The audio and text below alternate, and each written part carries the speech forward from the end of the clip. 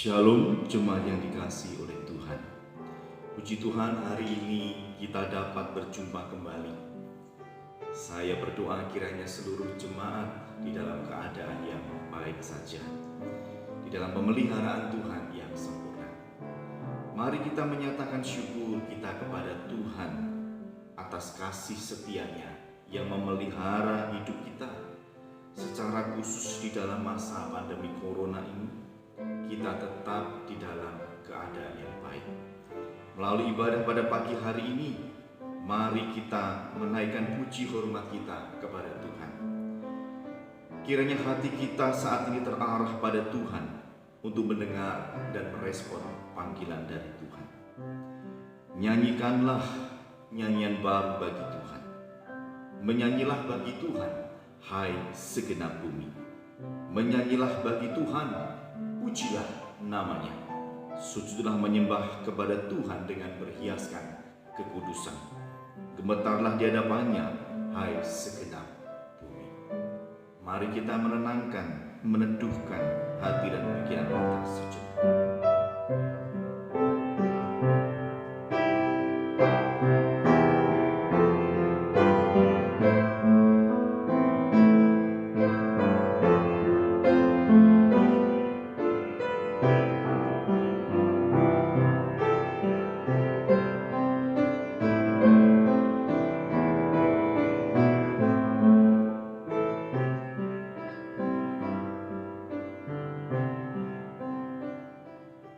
Pertolongan ibadah pagi ini datangnya dari Allah yang menciptakan langit dan bumi serta segala isinya.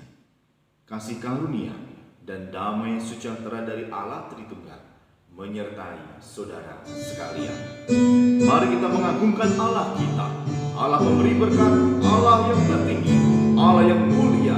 Berilah hormat pada Allah, berilah hormat padanya. Berilah hormat pada Allah, berilah hormat padanya, dan terus pujilah. Puji Allah pemberi berkat, puji Allah segala bangsa, puji Allah yang tertinggi, puji Bapa, Putra dan Roh. Berilah hormat padanya, berilah hormat padanya. Mulia, mulia, mulia, mulia. Berilah hormat padanya.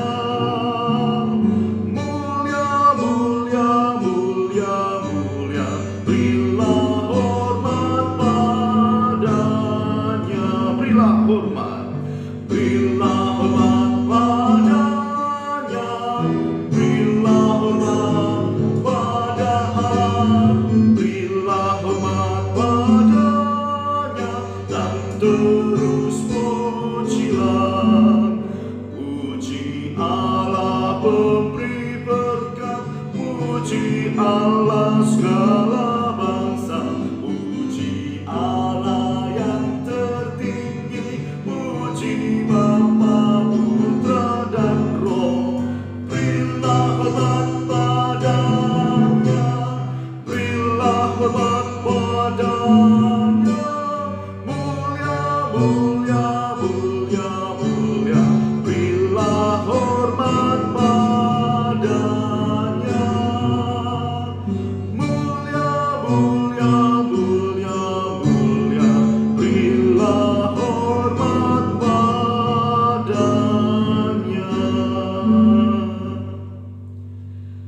Dengarlah hai umatku, aku hendak memberi peringatan kepadamu, jika engkau mau mendengarkan aku. Jemaat yang dikasihi Tuhan, semakin kita mengenal Tuhan, semakin hati kita juga akan dipenuhi dengan sukacita.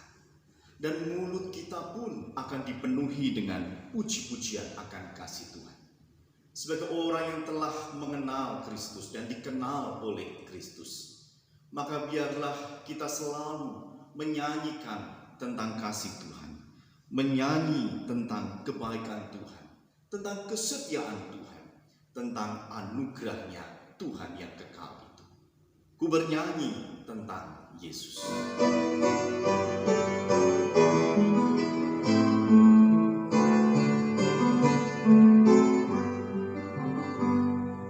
Hatiku penuh lagi girang, Yesus telah selamatkanku. Puji muliakan namanya yang sucikan hatiku. Ku bernyanyi tentang Yesus, bagiku Dia terindah.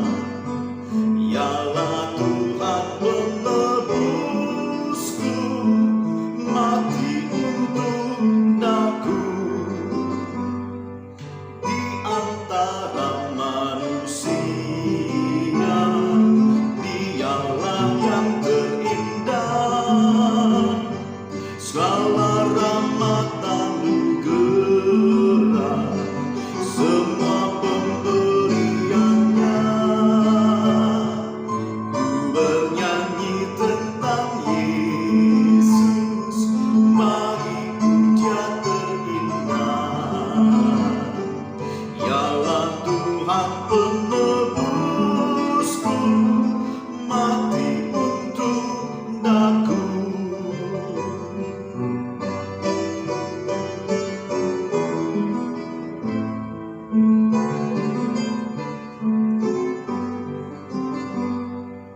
Dia sungguh setiawan, pelindungku yang kukuh. Meski ombak bergelombang, sana Dia takkan goncang. Ku bernyanyi tentang Yesus, ku bernyanyi tentang Yesus, bagiku Dia terindah. Ialah Tuhan penebusku, mati untuk daku. Benarkah mulut kita selalu dipenuhi dengan puji-pujian kepada Tuhan? Atau mulut kita dipenuhi dengan kata-kata yang kotor, kata-kata yang menghujat, kata-kata kutukan, sehingga kita berdosa? Maka dari itu mari kita datang kepada Tuhan, memohon pertolongan Tuhan, belas kasihan Tuhan, agar memberikan kepada kita pengampunan dari dosa. Mari kita berdoa. Di hadapan hadirat-Mu yang kudus, kami yang berdosa ini datang ya Tuhan. Kami memohon belas kasihan Tuhan, agar menganugerahkan pengampunan atas dosa yang telah kami perbuat. Ubahlah hati kami menjadi lembut, agar kami selalu taat pada perintah Tuhan. Bentuklah diri kami menjadi serupa Kristus Putra-Mu. Di dalam nama Tuhan Yesus kami berdoa. Amin. Berbahagialah orang yang diampuni pelanggarannya, yang dosanya ditutupi. Berbahagialah manusia yang kesalahannya tidak diperhitungkan Tuhan. Maka dengarkanlah berita anugerah. Sekalipun dosamu merah seperti kirmisi, akan menjadi putih seperti salju. Sekalipun berwarna merah seperti kain kesumba, akan menjadi putih seperti bulu domba. Sebagai respon kita atas pengampunan yang telah Tuhan berikan kepada kita, marilah kita hidup sesuai dengan kehendak Tuhan. Sebagaimana yang dikutip di dalam Ulangan 5 ayat 27. Mendekatlah engkau dan dengarkanlah segala yang difirmankan Tuhan Allah kita. Mari kita membacakannya bersama-sama. Mendekatlah engkau dan dengarkanlah segala yang difirmankan Tuhan Allah kita.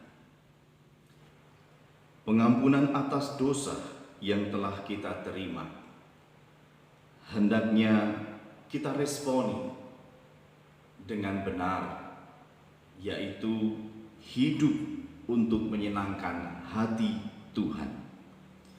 Kiranya pujian yang akan kita nyanyikan ini menjadi sebuah komitmen di dalam hati kita untuk selalu mau menyenangkan hati Tuhan. Menyenangkan hati Tuhan.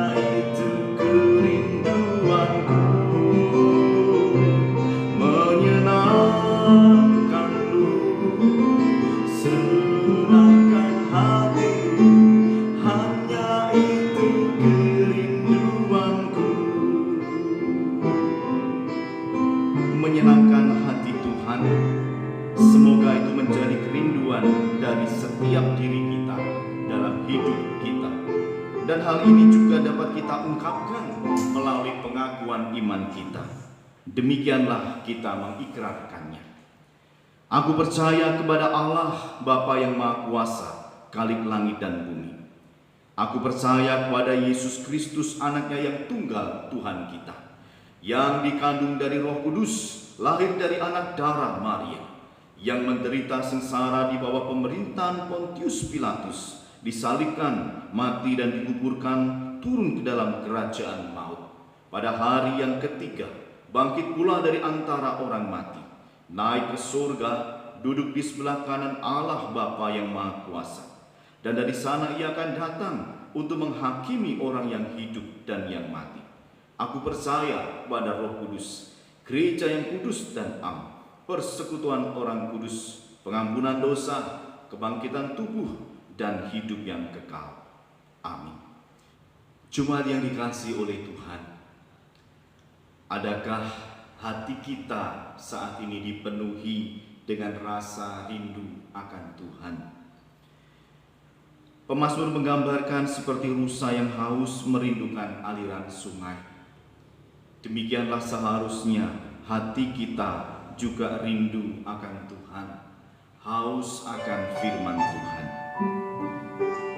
Mari kita persiapkan diri kita untuk bersama-sama merenungkan firman Tuhan.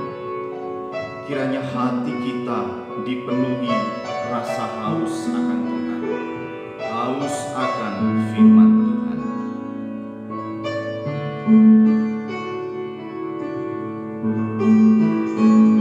Seperti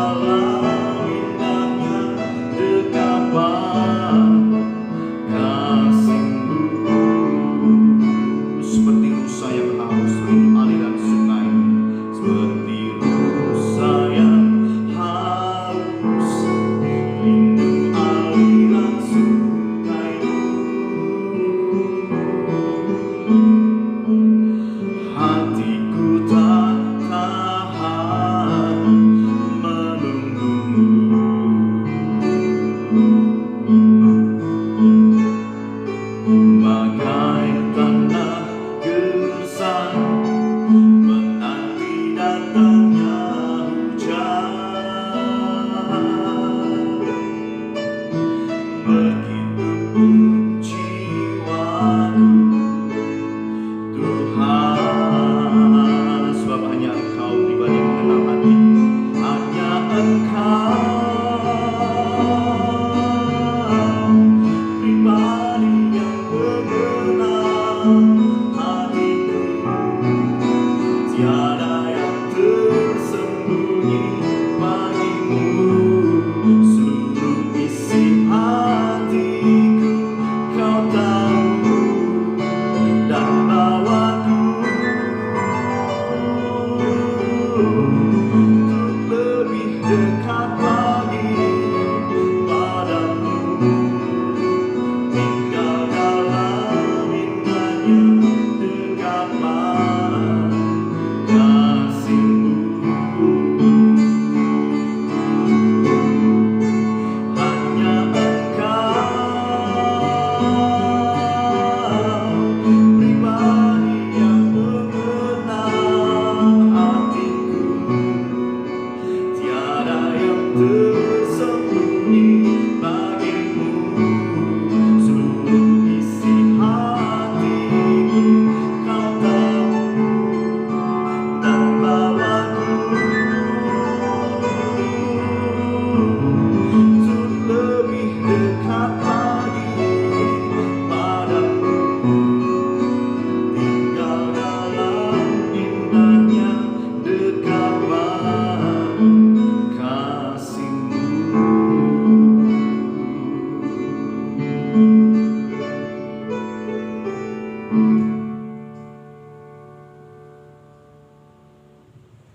Mari kita berdoa. Di tengah kebisingan suara dunia yang menakut-nakuti kami, ajarlah kami untuk peka mendengar suara Tuhan, agar kami tetap dapat hidup dalam jalan yang Tuhan kehendaki. Berbicaralah kepada kami ya Tuhan, kami siap untuk mendengarkannya. Di dalam nama Tuhan Yesus, amin.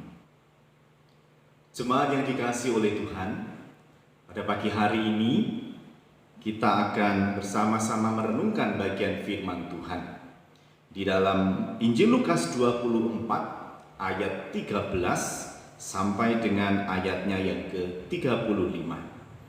Injil Lukas 24 ayat yang ke-13 hingga ayat yang ke-35. Firman Tuhan pada pagi hari ini mengambil tema mendengar atau mendengarkan. Lukas 24 ayat 13 hingga 35 berbunyi demikian. Pada hari itu juga 2 orang dari murid-murid Yesus pergi ke sebuah kampung bernama Emmaus yang terletak kira-kira 7 mil jauhnya dari Yerusalem. Dan mereka bercakap-cakap tentang segala sesuatu yang telah terjadi. Ketika mereka sedang bercakap-cakap dan bertukar pikiran, datanglah Yesus sendiri mendekati mereka, lalu berjalan bersama-sama dengan mereka. Tetapi ada sesuatu yang menghalangi mata mereka, sehingga mereka tidak dapat mengenal Dia. Yesus berkata kepada mereka, "Apakah yang kamu percakapkan sementara kamu berjalan?" Maka berhentilah mereka dengan muka muram. Seorang dari mereka, namanya Kleopas, menjawabnya, "Adakah engkau satu-satunya orang asing di Yerusalem yang tidak tahu apa yang terjadi di situ pada hari-hari belakangan ini?" Katanya kepada mereka, "Apakah itu?" Jawab mereka, "Apa yang terjadi dengan Yesus orang Nazaret? Dia adalah seorang nabi yang berkuasa dalam pekerjaan dan perkataan di hadapan Allah dan di depan seluruh bangsa kami. Tetapi imam-imam kepala dan pemimpin-pemimpin kami telah menyerahkan Dia untuk dihukum mati dan mereka telah menyalibkannya. Padahal kami dahulu mengharapkan bahwa Dialah yang datang untuk membebaskan bangsa Israel. Tetapi sementara itu telah lewat 3 hari sejak semuanya itu terjadi. Tetapi beberapa perempuan dari kalangan kami telah mengejutkan kami. Pagi-pagi buta mereka telah pergi ke kubur dan tidak menemukan mayatnya. Lalu mereka datang dengan berita bahwa telah kelihatan kepada mereka malaikat-malaikat yang mengatakan bahwa ia hidup. Dan beberapa teman kami telah pergi ke kubur itu dan mendapati bahwa memang benar yang dikatakan perempuan-perempuan itu, tetapi dia tidak mereka lihat. Lalu ia berkata kepada mereka, "Hai kamu orang bodoh, betapa lambannya hatimu, sehingga kamu tidak percaya segala sesuatu yang telah dikatakan para nabi. Bukankah Mesias harus menderita semuanya itu untuk masuk ke dalam kemuliaannya?" Lalu ia menjelaskan kepada mereka apa yang tertulis tentang dia dalam seluruh kitab suci, mulai dari kitab-kitab Musa dan segala kitab nabi-nabi. Mereka mendekati kampung yang mereka tuju. Lalu ia berbuat seolah-olah hendak meneruskan perjalanannya. Tetapi mereka sangat mendesaknya, katanya, "Tinggallah bersama-sama dengan kami, sebab hari telah menjelang malam dan matahari hampir terbenam." Lalu masuklah ia untuk tinggal bersama-sama dengan mereka. Waktu ia duduk makan dengan mereka, ia mengambil roti, mengucap berkat, lalu memecah-mecahkannya dan memberikannya kepada mereka. Ketika itu terbukalah mata mereka, dan mereka pun mengenal dia. Tetapi ia lenyap dari tengah-tengah mereka. Kata mereka seorang kepada yang lainnya, "Bukankah hati kita berkobar-kobar ketika ia berbicara dengan kita di tengah jalan dan ketika ia menerangkan kitab suci kepada kita?" Lalu bangunlah mereka dan terus kembali ke Yerusalem. Di situ mereka mendapati ke-11 murid itu. Mereka sedang berkumpul bersama-sama dengan teman-teman mereka. Kata mereka itu, "Sesungguhnya Tuhan telah bangkit dan telah menampakkan diri kepada Simon." Lalu kedua orang itu pun menceritakan apa yang terjadi di tengah jalan dan bagaimana mereka mengenal dia pada waktu ia memecah-mecahkan roti. Bapak Ibu Saudaraku yang dikasihi oleh Tuhan, setiap saat, bahkan sampai pada saat ini, kita mendengar berbagai macam suara. Saudara mendengar itu adalah proses kerja dari indera pendengaran atau telinga. Telinga yang menerima gelombang suara, yang kemudian disebut sebagai mendengar. Apapun suara yang kita dengar, itu adalah proses mendengar. Tetapi saudara, ada mendengar secara tidak sengaja, tapi ada juga mendengar secara sengaja. Apa itu? Mendengar dan mendengarkan. Mendengar itu terjadi secara tidak sengaja. Semua getaran gelombang suara yang masuk ke dalam telinga kita itu adalah proses mendengar. Kita tidak sengaja mendengar gelombang suara itu masuk ke telinga kita. Dan mendengar itu adalah tindakan pasif karena kita tidak sengaja. Tetapi kalau mendengarkan itu adalah proses kerja indera pendengaran yang disengaja. Ada suara yang memang dengan sengaja, secara sengaja kita dengarkan, kita perhatikan. Dan ini adalah suatu tindakan aktif. Ya, kelihatannya sama-sama aktif kalau dilihat dari kata kerjanya, mendengar dan mendengarkan. Tetapi mendengar itu secara tidak sengaja atau pasif, sedangkan mendengarkan itu secara sengaja. Bapak Ibu yang dikasihi oleh Tuhan, Setiap saat kita tentu mendengar banyak suara. Namun di satu waktu kita secara khusus memfokuskan pendengaran kita, memfokuskan indera pendengaran kita atau telinga kita untuk apa? Berkonsentrasi pada salah satu suara. Ini berarti kita sedang aktif untuk mendengarkan. Sekarang ini saya mendengar ada kendaraan lewat, ada orang yang berbicara di luar, ada berbagai macam.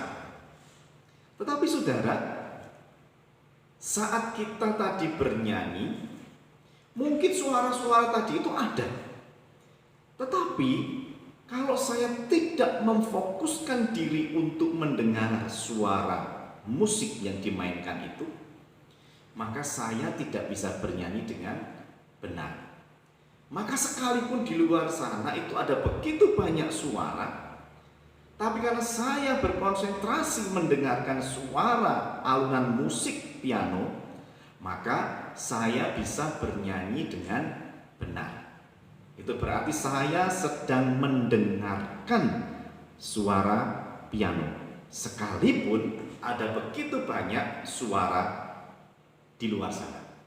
Nah, saudara yang dikasihi oleh Tuhan, ketika banyak suara yang kita dengar dan tidak ada satupun suara yang tidak kita perhatikan, semua suara itu menjadi sia-sia atau tidak ada artinya. Tetapi ketika begitu banyak suara itu ada dan kemudian kita memfokuskan pada salah satu suara, maka suara itu menjadi berarti. Kita menjadi tahu, oh itu suara kendaraan bermotor, itu sepeda motor. Jadi kita tahu. Tapi kalau semuanya kita dengar dan tidak kita fokuskan salah satu suara, kita tidak tahu itu suara apa, siapa yang berbicara, apa maksudnya, apa keinginannya, kita tidak tahu. Tapi kalau kita mau memfokuskan, memperhatikan suara itu, mendengarkan suara itu, maka kita menjadi tahu apa sih maksudnya, apa sih maunya, apa sih keinginannya. Sehingga ketika kita bertindak, ketika kita melangkah, merespon suara itu, merespon perkataan itu, kita tidak keliru, kita tidak salah. Nah, saudara yang dikasihi oleh Tuhan, hal ini mendengar dan mendengarkan itu juga dialami oleh murid-murid Tuhan Yesus, khususnya dua orang yang sedang dalam perjalanan dari Yerusalem menuju ke kampung yang namanya Emmaus. Saudara, di dalam bacaan firman Tuhan pagi ini dikisahkan ada dua orang murid Yesus yang sedang melakukan perjalanan dari Yerusalem menuju ke Emmaus. Nah, kita akan mencoba beberapa fakta, kita akan melihat beberapa fakta di dalam bagian yang sudah kita baca. Saudara, fakta yang pertama adalah fakta waktu. Kapan murid-murid ini melakukan perjalanan dari Yerusalem menuju ke Emmaus? Kalau Bapak Ibu sudah membaca pada hari itu juga, dan kemudian melihat bacaan di atasnya, itu ternyata pada hari kebangkitan Tuhan Yesus atau hari Paskah, ya. Kemungkinan siang hari perjalanan itu dilakukan karena mereka sudah mendengar ada berita mengenai kebangkitan Tuhan Yesus, ya. Lalu fakta nama murid, memang tidak dijelaskan, tidak disebutkan siapa nama-nama dari murid Tuhan Yesus itu. Hanya salah satu nama murid yang disebutkan, yaitu Kleopas. Kleopas ini berarti bukan kumpulan dari murid utama Tuhan Yesus atau yang disebut rasul, tapi murid lain yang mengikut Tuhan Yesus. Tujuannya apa mereka ke Emmaus? Memang tidak disebutkan tujuannya apa, tapi kemungkinan besar mereka pulang kampung. Kenapa? karena harapan mereka sudah kandas. Yang mereka ikuti, yang mereka harapkan dengan mengikuti Yesus itu semuanya sirna, dan mereka akhirnya pulang kampung. Nah, saudara yang kasih oleh Tuhan, kemudian fakta di dalam percakapan di antara ketiga orang itu. Di perjalanan, murid-murid memperbincangkan tentang kebangkitan Tuhan Yesus.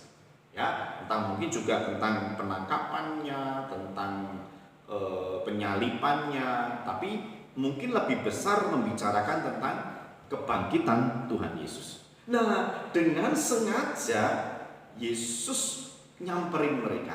Yesus menghampiri mereka ketika sedang dalam perjalanan itu.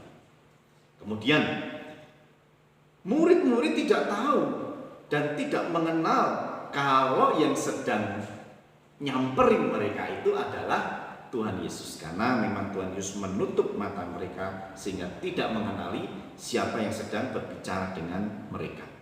Mungkin mereka menganggap bahwa Yesus ini adalah salah satu peziarah yang dari Yerusalem pulang entah kemana, tapi melewati Emmaus. Lalu Yesus nimbrung, bicara dan berpura-pura tidak mengetahui terjadinya peristiwa tersebut. Kemudian murid-murid menjelaskan apa yang terjadi, sampai-sampai ada yang mengatakan, adakah engkau satu-satunya orang asing di Yerusalem yang tidak tahu apa yang terjadi di situ pada hari-hari belakang ini? Jadi Yesus bertanya, apakah itu? Berita apa itu? Pura-puranya tidak tahu. Tapi murid-murid ini mengucapkan kalimat, apakah engkau satu-satunya orang asing di Yerusalem yang tidak tahu peristiwa yang menggemparkan ini? Ulah berkata seperti itu. Artinya bahwa di Yerusalem berita kebangkitan Tuhan Yesus itu sudah menggemparkan, fenomenal, gitu ya. Tapi hanya ini satu orang asing ini yang tidak tahu apa yang terjadi. Hanya Yesus yang tidak tahu apa yang terjadi saat itu. Ya, tapi karena Yesus pura-pura, murid-murid menjelaskan tentang peristiwa tersebut, menjelaskan siapa Yesus kepada Tuhan Yesus. Mereka menjelaskan demikian, dia adalah seorang nabi yang berkuasa dalam pekerjaan dan perkataan di hadapan Allah dan di depan seluruh bangsa kami. Saudara bisa menggarisbawahi kata perkataan yang nanti kita bahas. Tetapi imam-imam, kepala dan pemimpin-pemimpin kami telah menyerahkan dia untuk dihukum mati, dan mereka telah menyalibkannya. Padahal kami dahulu mengharapkan bahwa dialah yang datang untuk membebaskan bangsa Israel. Saudara, mereka mengenali Yesus itu sebagai seorang nabi. Nabi yang berkuasa dalam pekerjaan dan perkataan. Mereka sangat berharap bahwa Yesus yang adalah Mesias, gitu ya, harapannya mereka akan membebaskan bangsa Israel dari apa? Dari penindasan bangsa Romawi dan memulihkan kembali kerajaan Israel. Saudara, kita dapat menyimpulkan bahwa selama ini mereka mengenal Tuhan Yesus itu hanya sebatas sebagai nabi atau calon pemimpin besar yang akan menggulingkan pemerintahan yang berkuasa saat itu atau pemerintahannya Romawi, kemudian mendirikan kekuasaan yang baru. Konsep mereka yaitu Mesias secara politis, bukan Mesias seperti yang dimaksudkan oleh Alkitab atau para nabi dan juga kitab Taurat, ataupun juga yang disampaikan oleh Tuhan Yesus. Sudah perhatikan, mereka mengakui bahwa Yesus adalah seorang nabi yang berkuasa dalam pekerjaan dan perkataan. Tetapi perkataan yang mereka pahami dari Tuhan Yesus itu tidak sama dengan perkataan yang dimaksudkan oleh Tuhan Yesus dan dimaksudkan di dalam perjanjian lama.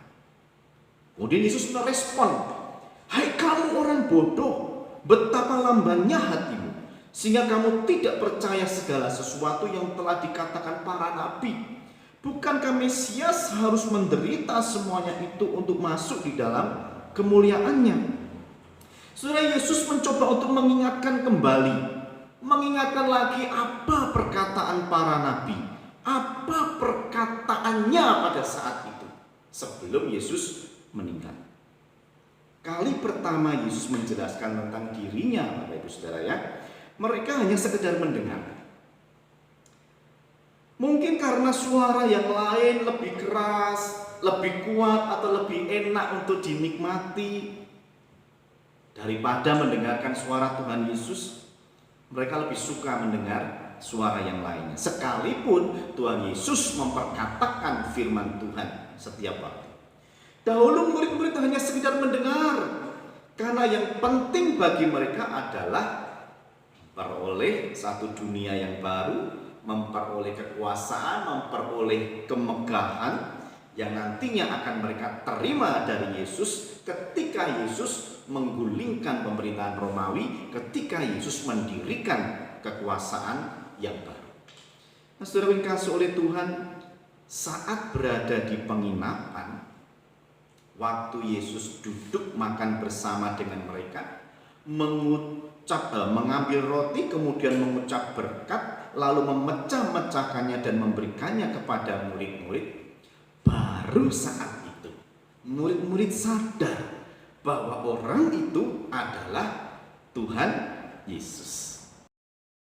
Setelah mereka mendapat penjelasan ulang dari Tuhan Yesus dan mereka mendengarkan apa yang Tuhan Yesus katakan, saudara, akhirnya mereka mengenali siapa Tuhan Yesus.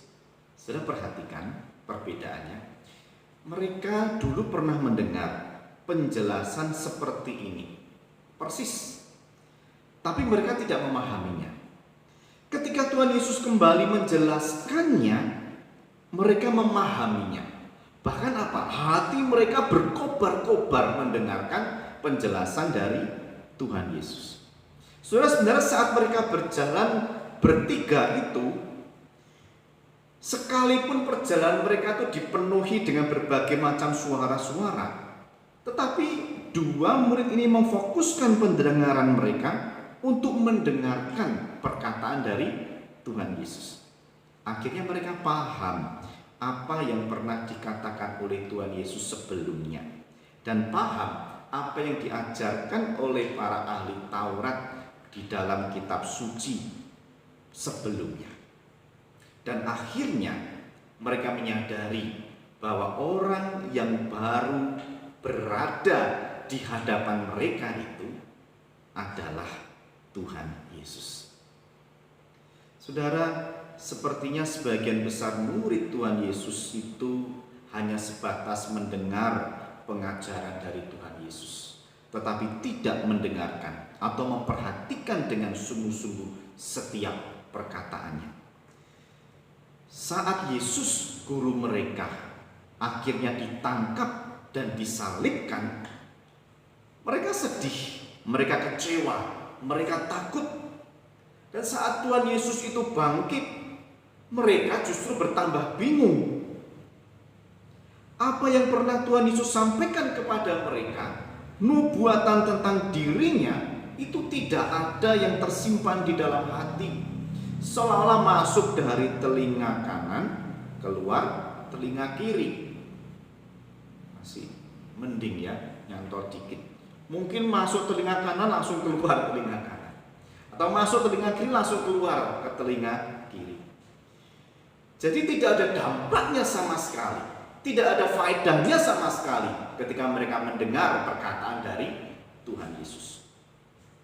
Saudara yang dikasihi oleh Tuhan, berapa banyak orang Kristen yang sekedar mendengar firman Tuhan, tetapi tidak mendengarkan, tidak memperhatikan, tidak memfokuskan pendengarannya pada suara Tuhan.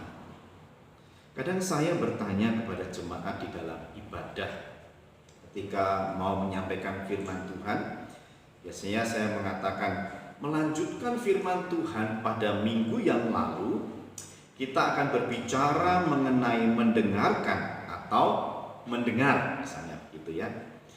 Nah, ngomong-ngomong, bicara-bicara, minggu lalu Bapak Ibu Saudara masih ingat enggak? Kita ini membahas tentang apa di dalam ibadah? Apakah ada yang ingat? Ada? Apa judulnya? Apa temanya?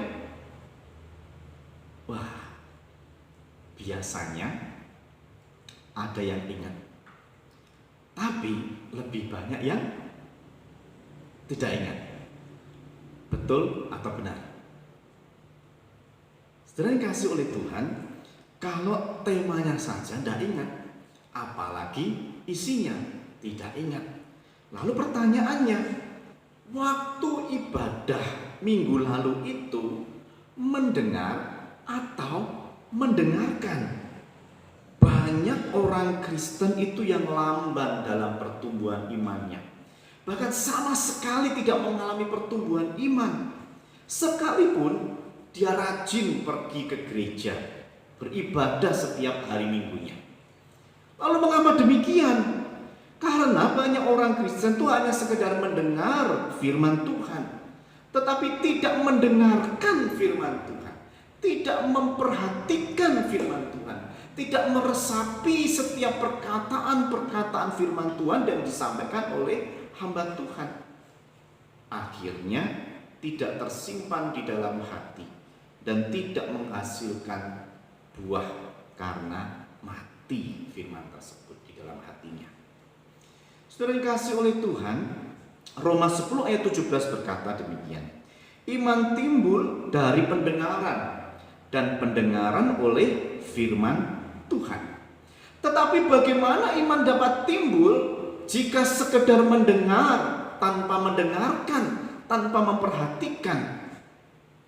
Maka dalam perumpamaan penabur Matius 13 disebutkan ada benih atau perkataan Tuhan yang jatuh di tanah yang keras, lalu di tanah yang berbatu, lalu di tanah yang bersemak, dan ada yang jatuh di tanah yang subur.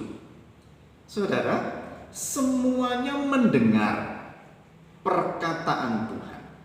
Tahu di dalam penjelasan perumpamaan itu semuanya mendengar, karena benih itu semuanya jatuh di tanah, hanya jenis tanahnya yang berbeda-beda. Semuanya mendengar perkataan Tuhan, tetapi hanya satu jenis tanah saja yang berbuah, sedangkan 3 yang lainnya tidak menghasilkan apa-apa. Sama-sama mendengar, tetapi hanya satu saja yang bertumbuh dan menghasilkan buah. Mendengar bukan sekedar mendengar, tetapi perlu dengan sengaja memfokuskan diri pada satu suara untuk didengar dan diperhatikan agar dapat mengerti apa yang didengarnya. Saudara, mungkin di dalam ibadah pada saat ini Anda mendengar banyak suara.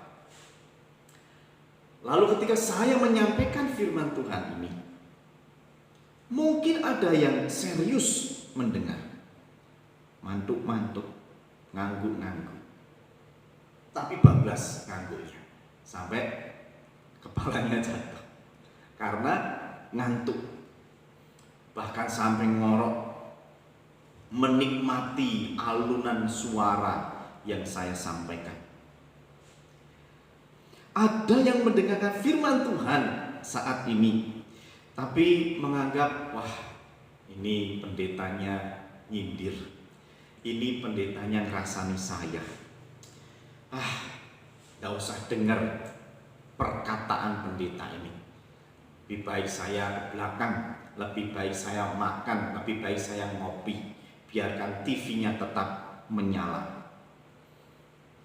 Ada yang mendengar, tapi dibingungkan dengan suara mobil, dibingungkan dengan suara motor yang lewat, dibingungkan dengan suara anak-anak yang bermain, dibingungkan dengan suara tadi tetangganya yang ngorok. Akhirnya apa? Dia tidak konsentrasi mendengarkan firman Tuhan yang diberitakan. Tapi ada pula yang mendengarkan dengan sungguh-sungguh.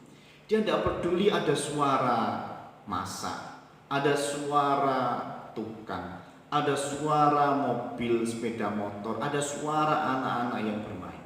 Tapi dia tetap konsentrasi dan mendengarkan baik-baik apa yang disampaikan oleh hamba Tuhan. Dia kemudian pulang dan menerapkan firman itu dan menghasilkan buah. Saudara dikasihi oleh Tuhan, di tengah pandemi corona kita hari ini, tentu akan ada banyak suara-suara yang muncul, yang mungkin itu suara yang menakutkan bagi kita, atau ada juga suara yang meneduhkan kita. Ada suara yang membuat kita bimbang, membuat kita ragu. Tapi ada suara yang menguatkan kita, bahkan meneguhkan hati kita. Saudara yang dikasihi oleh Tuhan, apakah kita tetap bisa mendengar suara Tuhan di tengah berbagai macam suara yang datang di telinga kita? Apakah kita bisa tahu apa sebenarnya yang Tuhan kehendaki di tengah situasi yang sedang kita hadapi ini? Saudara, janganlah kita lupa bahwa ada suara Tuhan yang selalu berbicara kepada kita. Sekalipun suara-suara dunia ini memekakkan telinga kita, membuat kabur, membuat lirih suara Tuhan. Jangan sampai kita keliru di dalam mendengar, sehingga kita pun keliru di dalam mengambil keputusan, mengambil suatu tindakan. Seperti kedua murid Yesus yang sedang berjalan menuju ke Emmaus, demikian pula kita sedang menempuh sebuah perjalanan hidup, melewati banyak orang, akan melewati banyak peristiwa, akan mendengar banyak suara, suara manusia, suara alam, suara mesin-mesin kendaraan, atau bahkan suara Tuhan. Di tengah kebisingan itu, kita harus belajar mendengarkan suara Tuhan. Kita dengan sengaja aktif mencari dan mendengarkan suara Tuhan. Dalam perjalanan hidup kita setiap hari, Bapak Ibu Saudara, Tuhan selalu berbicara kepada kita, sekalipun terdengar lirih, bahkan tenggelam di dalam kebisingan dunia ini. Tetapi berdiamlah, dengarlah, dan Tuhan berbicara kepada kita sekalian. Karena dengan mendengar dengan baik, memperhatikan suara Tuhan, maka kita akan tahu apa yang harus kita perbuat, apa yang harus kita lakukan. Dan kita akan mengalami ketenangan di dalam batin kita, mengalami kenyamanan di dalam jiwa kita. Kiranya Tuhan memberkati kita dan menolong kita untuk selalu dengar-dengaran firman Tuhan, mendengarkan dengan jelas, memperhatikan dengan sungguh-sungguh apa yang menjadi kehendak Tuhan. Mari kita berdoa. Tuhan, terima kasih untuk telinga yang Tuhan berikan kepada kami. Tolonglah kami untuk menyendengkan telinga kami kepada Tuhan, sehingga kami dengan jelas mendengarkan suara Tuhan, agar kami tidak tersesat, agar kami tidak keliru di dalam melangkah, agar kami tidak salah di dalam mengambil tindakan. Tuhan, tolonglah beri kepada kami kepekaan untuk dapat mendengar suara Tuhan dengan jelas. Terima kasih ya Tuhan, kami berdoa, mengucap syukur di dalam nama Tuhan Yesus. Amin. Mari kita mengakhiri ibadah pada pagi hari ini. Kita naikkan pujian, hormat, serta kemuliaan bagi Allah Tritunggal.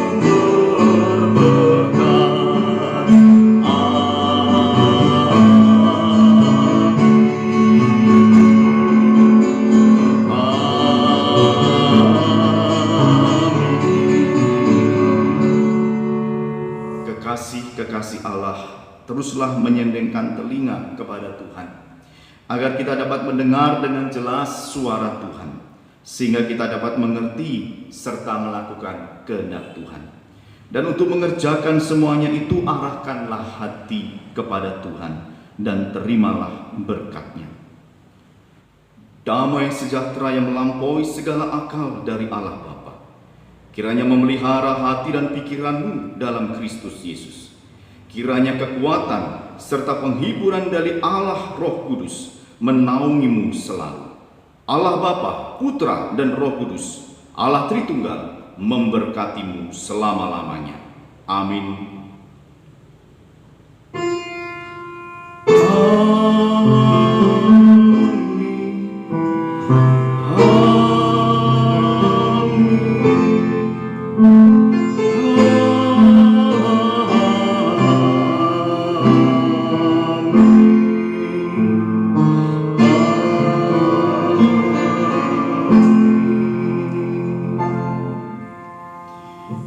Ibadah selesai, jemaat dapat mengambil saat teduh. Bapak Ibu Saudara yang kasih oleh Tuhan, saya menyampaikan warta jemaat. Tetaplah menjaga kesehatan kita dengan baik. Dan taatilah himbauan dari pemerintah. Mari kita tunjukkan kesaksian hidup kita sebagai orang Kristen dalam upaya untuk memutus penyebaran virus corona ini. Tetaplah mendukung pekerjaan Tuhan melalui GKT 2 yang dapat Bapak Ibu Saudara sampaikan melalui rekening yang telah disediakan. Atau dapat pula Bapak Ibu Saudara kumpulkan secara mandiri, kemudian dibawa ke gereja pada waktu yang telah memungkinkan nantinya. Saya mengundang Bapak Ibu Saudara untuk ikut di dalam persekutuan doa online setiap hari Selasa jam 19 malam. Kiranya Tuhan memberkati kita sekalian. Immanuel.